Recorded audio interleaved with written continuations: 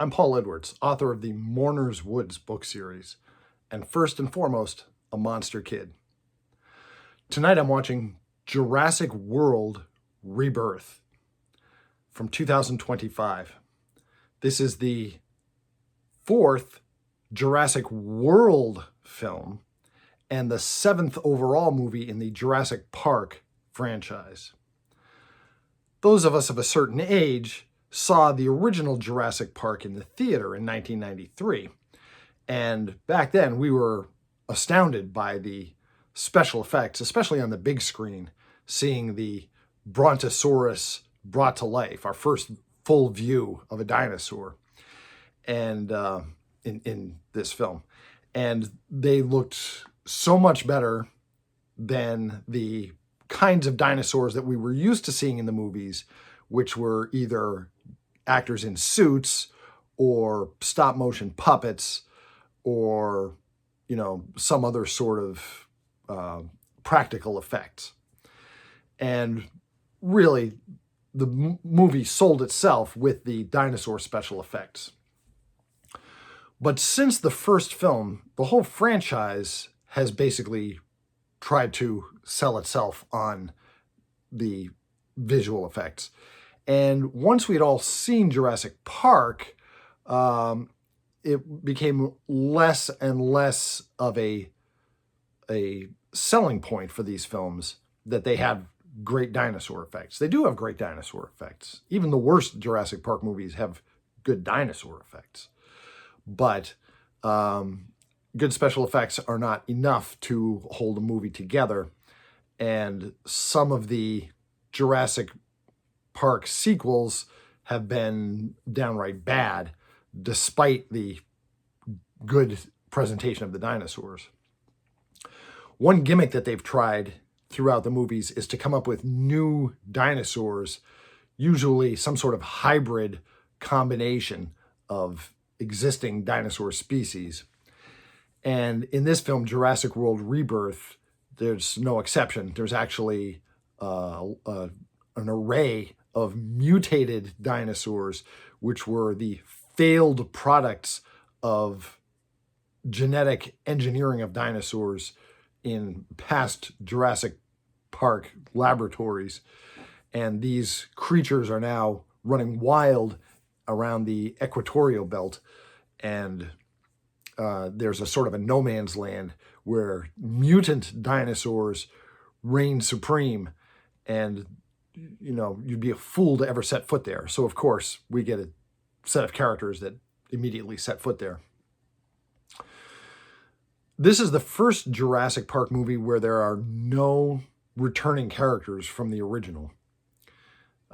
Scarlett Johansson is the main character. She's a mercenary who's hired by a pharmaceutical company to help with a mission to get blood samples from the largest sea dinosaur, land dinosaur, and air dinosaur. And the reason is that they want to prepare a new medicine that will combat heart disease. And they've discovered that these gigantic dinosaurs almost never get heart disease. So they want a blood sample from each of these three biggest kinds. A driving part of this narrative is that the company that's sponsoring this whole thing is bad because they want to make money off of this cure that they plan to develop. Well, this really rubs me the wrong way, because the fact that the company wants to make money by itself is not bad. That's not the same thing as greed. The fact that they have a profit motive is not the same thing as greed. This company they've invested $20 million in the personnel for this mission.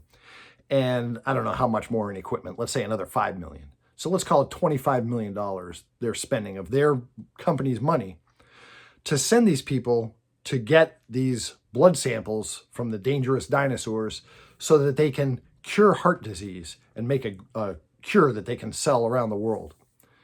That's not a bad thing. The fact that they want to make money off that by itself is not a bad thing. Who else is going to put up the $25 million to send this expedition to get this cure? If you want this miracle drug to ever be made, then oh, yeah, someone's going to have a profit motive in making it. That by itself is not bad. Now, a separate issue that they raise in this is, well, the greedy company, they're going to develop a cure and then it's going to cost 2 cents to manufacture and they're going to charge people $2,000 for a pill. That's completely separate. That is greed, looking for an excessive, exorbitant profit off of it at the expense of human suffering. But, if you have a real free market system, then guess what? The rival company can go and develop the same cure out of the dinosaur blood and sell it much cheaper and undercut the first company. And so that's how you keep prices down, because there's competition between the different companies. So the reason I'm bringing all this up is because there's a driving part of the narrative where the characters are debating, what should we do when we get the dino blood? Should we bring it back to the company that's paying us all these millions of dollars to get it? Or should we just open source it and share it with the world? Now, this is a small spoiler. I'm not going to tell you who lives or dies in the movie, which is what you care about when you're watching it. But as far as this issue goes, I am going to give the spoiler. They decide that they're just going to, the surviving characters decide they're just going to open source and give this these blood samples to the world so that any company can develop the medicine. Well, I sure hope that the big pharma company that hired them sued them for everything they're worth for breach of contract, because they put up $25 million and now they're going to be out that. So, something's wrong when you're watching the movie and you're hearing everything from the character's perspective and you're thinking, these people are all in the wrong.